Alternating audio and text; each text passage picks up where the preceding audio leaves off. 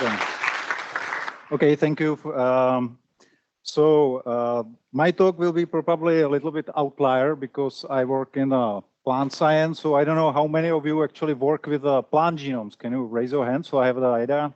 So there are not too many of us. So, but this method could be also used for other genomes, other eukaryotic genomes. I will not do any command line.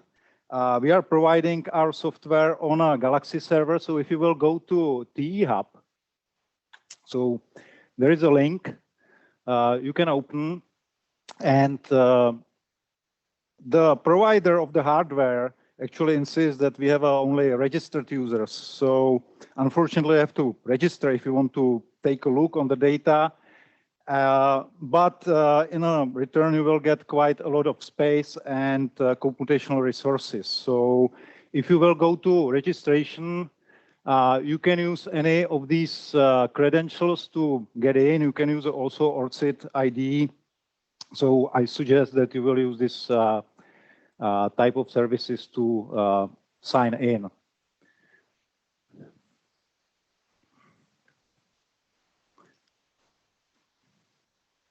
Okay. So I will go with my credentials, which are already.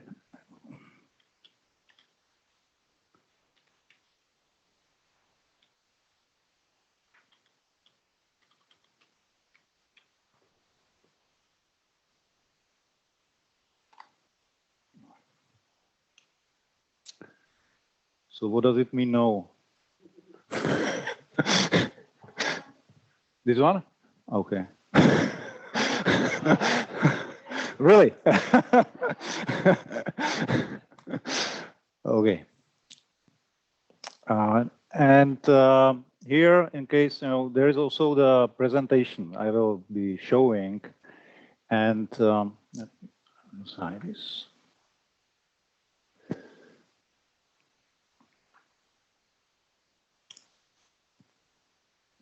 Okay. So here I will follow some of these some of the protocols we have, but I just want to point out that 30 minutes is not too much of time to show everything. So we organize actually every year, every May, a workshop in České Budějovice in Czech Republic, where we introduce some methods for repeat annotation, mostly in plants, but we also discuss also animal genomes. And this RepeatExplorer server is provided by a laboratory of molecular cytogenetics. It's a laboratory of Jiří Macas. And this service also is supported by Elixir, Czech Republic. The first method we had on the server was RepeatExplorer, which was a tool named RepeatExplorer. And this is basically utilizing low-pass genomic sequencing and to characterize repetitive sequences. And it uses graph-based clustering. So when you have a low-pass sequencing, you run some similarity searches, and you then identify clusters of similar sequences. And we use some graph visualization for these sequences. And these clusters or graphs are annotated, and these represent usually our repeat library. Since the first time it was used, obviously now we were forced to use this method because we don't have any good quality assembly for our species, because we work mostly on non-model species. So if you do not have assembly, it's a suitable tool. However, currently now it's very easy to get a high quality assembly for any genome. So we are recently more focused on annotation of the genome assemblies, and we are utilizing first results from RepeatExplorer clustering, and we have also other tools, and so we go back to the genome assembly. But we still think that annotation from raw reads has its significance, because genome assembly is already somehow processed, and you can be missing a lot of data. Especially satellite sequences are underrepresented, and some repeats could be represented in genome assembly. So if you want to get another view of how repetitive is your genome, so it's good to combine both approaches. So our workflow, if we want to annotate plant genome, is to run usually RepeatExplorer, and with this we will get an overview how this repeat composition look like. So if you had a chance to register on this RepeatExplorer server, so here I can show you, there are also detailed protocols. So there is a protocol which is called de novo repeat identification of single species. I will show just the results from this. And this is actually the video protocol. We kind of happen to be good YouTubers, you know, so so you can find a lot of video protocols which are easy to follow, and they also include some example input data, so you can really go through that. So if you will go to Galaxy server, so you can find this data for this repeat characterization. If you will go to share data and you will go to histories, here you can just type workshop. And here is the protocol I will be showing. So if you click on that,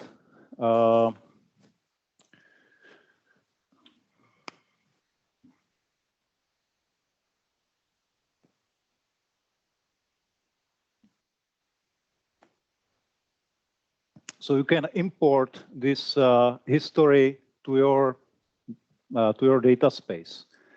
So I will import it, and then you can actually see each, this green bar here represents data, and here is input data which were used for this clustering. So as an input, we use Illumina sequencing read, so you can, if you click on the eye symbol, you see what's the input data. So we use a pair and treats always. You can provide some custom database of the repeat. So if you work with a species and you already know that there are some particular repeats for which you want to analyze, so you can provide custom library, because we work, this is a Vicia villosa, and we work in with Fabe, and we know there are a lot of satellites, so we want to have keep track of these satellites, so we use this extra file with annotation, FASTA file with annotation, and basically we follow the syntax which you saw also in the repeat masker, where you have a name of the sequence and then some classification. So this data could be then processed. We load it to RepeatExplorer. If you will click on the next step here, so you see this is the output of the one command, and so this is a pre-processing which we use. It takes pair and treats, and because we want to good quality pair and treats, and we want to have a complete pair, so this is like special tool which will process your data and make an interlaced file in the FASTA format. We suggest some, to do some quality cutoffs to remove low quality sequences. Usually we do not suggest to be too strict, because very often repetitive sequences has also, some of them like satellites, have a low quality Illumina thread score.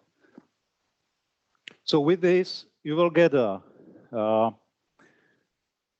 this so-called interlace reads, which are somehow renamed. And these could be loaded to RepeatExplorer tool. Again, I will show how is it set.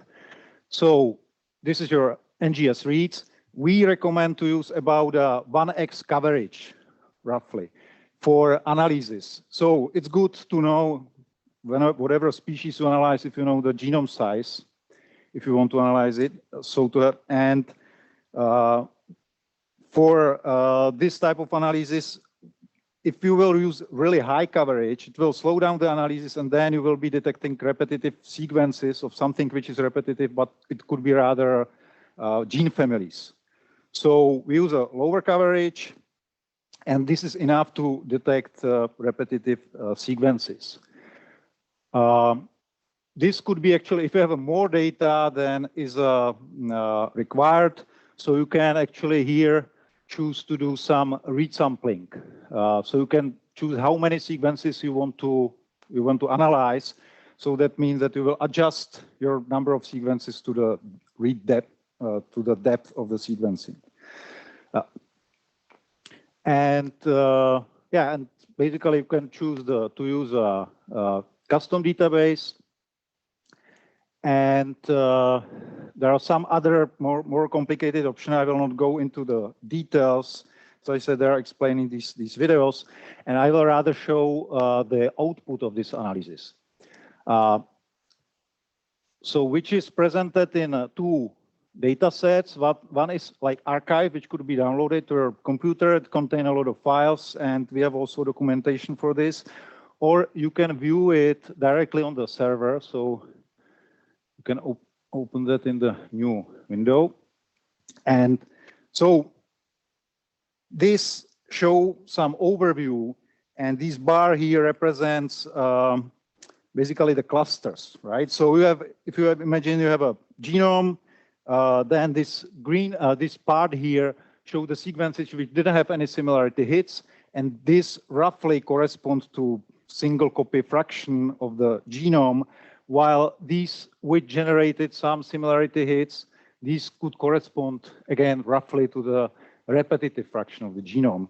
And these small rectangles represent clusters, which could be further organized in the superclusters. And in our view, these superclusters are usually family of repetitive sequences. So in this case, I know this is a genome which is about 2 gigabases big. And this largest supercluster here represents TY gypsy element, specifically lineage ogre. So this is like rough overview. Then what you can get is a tandem repeat analysis, which returns you to identified repetitive, usually satellite sequences with a monomer, which were found in the genome. In this case, again, there are a lot of different satellites of different length. Second output is an annotation of the clusters. Again, it's presented as a sum table. Here you can see actually the graphical representation of these clusters. So we use this graphical representation because it's for us very informative. So here each dot actually represents the single read. And if it's connected, there are similarity hits between them. And these colors represent the annotation, and or rather here it's similarity to the database of protein domains from transposable elements. So here we see that we have a cluster which has these particular domains with this specific classification. So from this we can actually decide what type of classification it is. And then we have some, it's called supercluster annotation, and these are clusters grouped together. There are those which are significantly, again, connected in this big assembly graph. So in this case, you can see some extreme case where we have a lot of small clusters which are connected by similarities, and these colors here represent the similarity again to protein database. And these supercluster could be then, all sequences in that could be like assigned to this single ogre gypsy lineage. So to get a good library of repeats, you can take these results. We have for each cluster we have assembled contigs, which basically represent some consensus sequence. And to get a good annotation, it's necessary to do also some manual curation of the results.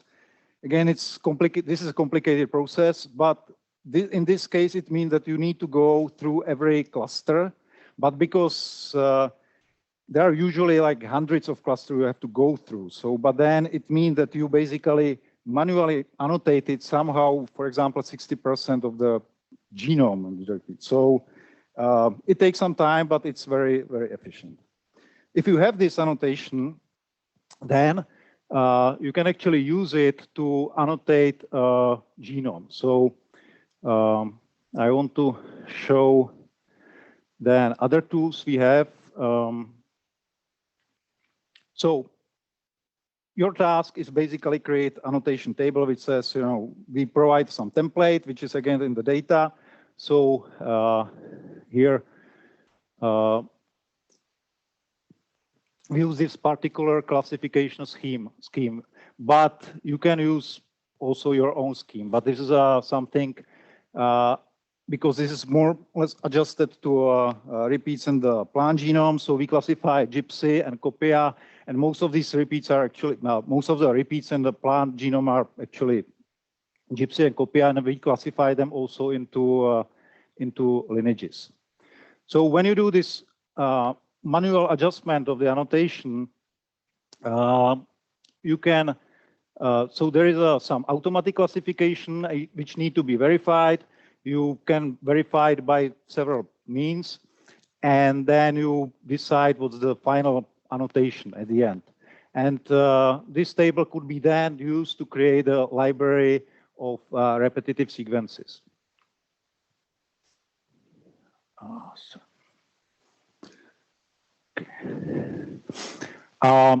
This library is created in the way that we have these clusters, and these clusters are assembled into contigs. You know, here we have a representation of the contig, and you just specify what's the minimum depth of the contig you want to use in the library, because you want to avoid using these ends, which could be usually outside of the of the element. And other parts of this library are consensus from Tarian pipeline, which is representative of satellite sequences.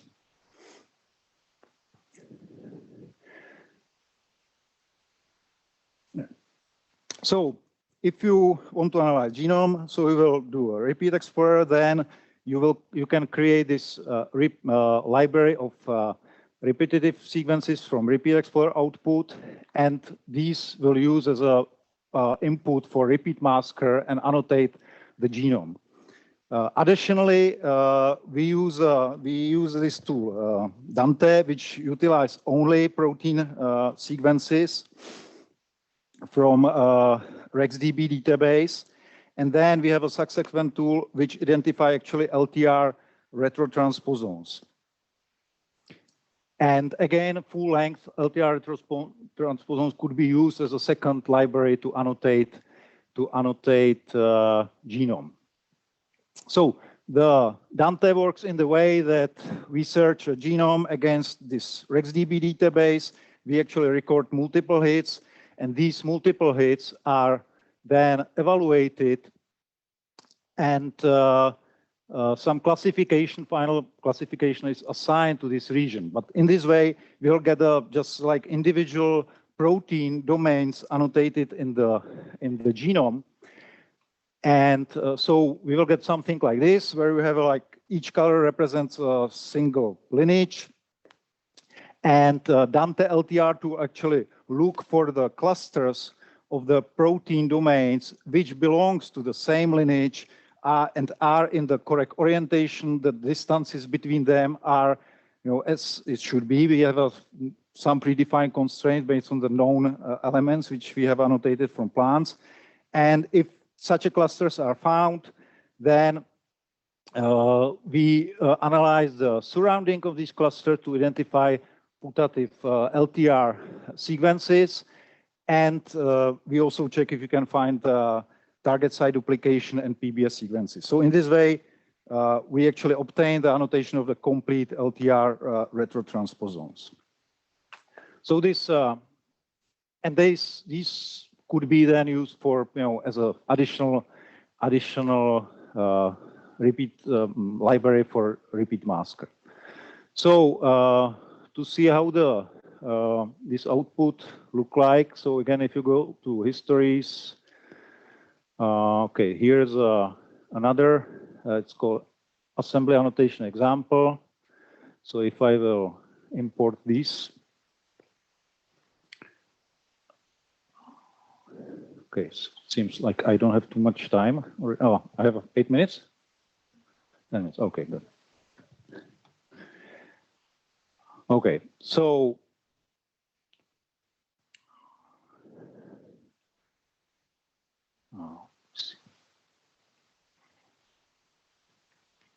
yeah, okay. Okay, so this is just a simple example where which was used on Arabidopsis thaliana genome, which is not really like interesting genome for in respect to repeats, but it's could be run quickly. So again, if you want to run it, you need your your genome sequences, which is here in a FASTA format, obviously. Then another input is RepeatExplorer archive, which contain all the information, and your input is a cluster table, which contain actually this manual annotation. So that you have an automatic annotation, which was created by RepeatExplorer, and then you have a final annotation column, which is which specify your correction. So this was used then to create the contig library. So there is a tool which extract all necessary contigs from this RepeatExplorer archive. So you specify that this is a RepeatExplorer output, this archive, that what's the minimum read depth and minimum length of the contigs which should be used for the library.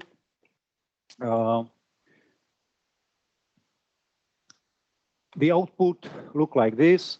So we use always this syntax where we have a cluster number and contig number. So it could be a lot of contigs, and these contigs are then annotated using another tool, which takes as an input takes contigs and your cluster table with a manual annotation, and you will get a repeat library. Again, the syntax is suitable, so you can use it for as a repeat masker input. Okay. So when you run when you use it as a repeat masker, so we have a this is here. So genome assembly to annotate, you can use your library of repeats. It is internally using a repeat masker plus some subsequent processing to remove some overlapping annotation and decide if there are some conflicting annotation. And the output is a GFF file. The second annotation which we do is this Dante annotation.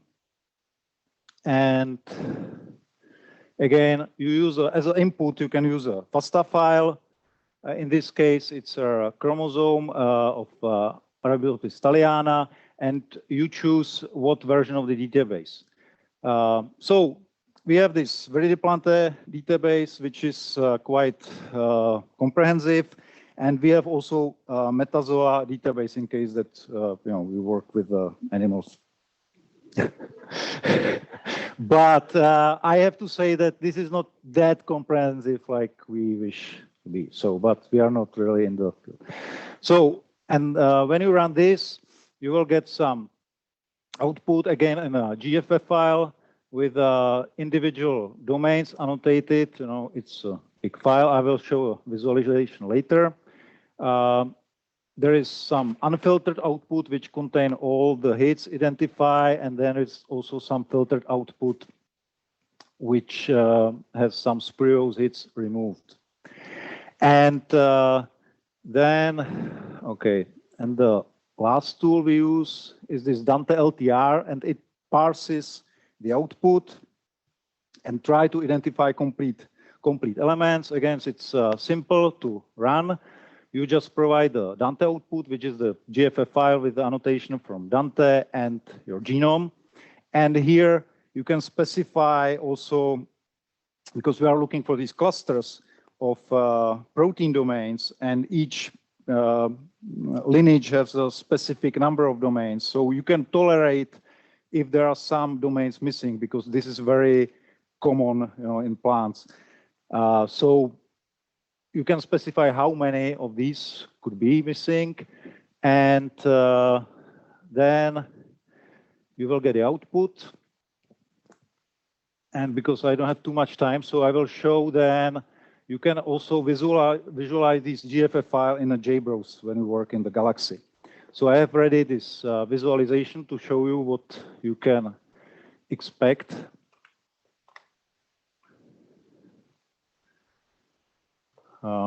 I don't know what this error means, but I get it in all JBrowse installations. So, yeah. So here we have it. So we have several levels of annotation. Here are some basically publicly available annotation of the Arabis Italiana genome. So this is okay. I will show.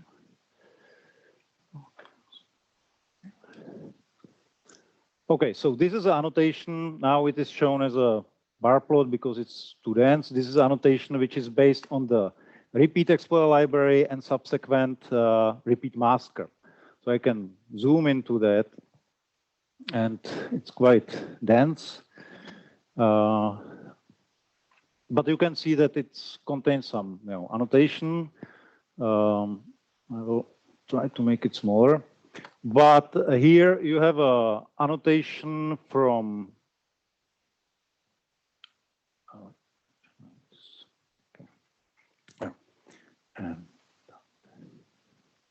okay. So here is an annotation from Dante. This shows the annotation of the individual protein domains, and I'll hide this one. And here you have a full element or clusters of protein domains which were identified in the genome. So in some cases this is a like incomplete elements and okay, here we have something which is more complete. So for each element we have information whether the TSD was found, or if PBS was found, and what is the identity between the individual LTRs. Okay. So, and I think it's about it, what I wanted to show. So, yeah. So if you have any questions.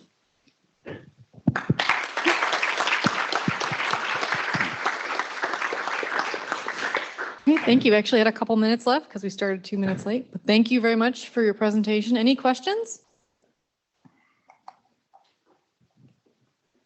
Yeah, beautiful. Just everything demonstration. Just everything seems very user friendly. I like that a lot. For dinosaur bioinformaticians like myself, it's really nice to be able to use those things. What I wanted to ask in this context was, so I'm fairly new to repeat libraries based on reads, not from assemblies. So what are your best practices or suggestions for how to publish those libraries afterwards? Where do you deposit them? What is the metadata you put with that, etc.? Yeah, well, we are actually considering to make a repository of that, but it will need to be somehow curated. But we want to make, at the end, we want to make a repository which each annotation will have at least some way, so persistent identification. So you can use it also later, but yeah, so it's kind of in the process. One more question. Hello. Is it possible to use long reads for this? Yeah, well, with the long reads, it's possible to use a hi-fi reads to use them in the RepeatExplorer, but With the Oxford nanopore, it's very complicated because we are usually using a threshold for similarity hits around like 90%, and with the error rate 15%, it's just not like feasible to do that. So with a PacBio high-fi read, it works quite well. But well, thank you very much. Let's give him another round of applause. Thank you so much.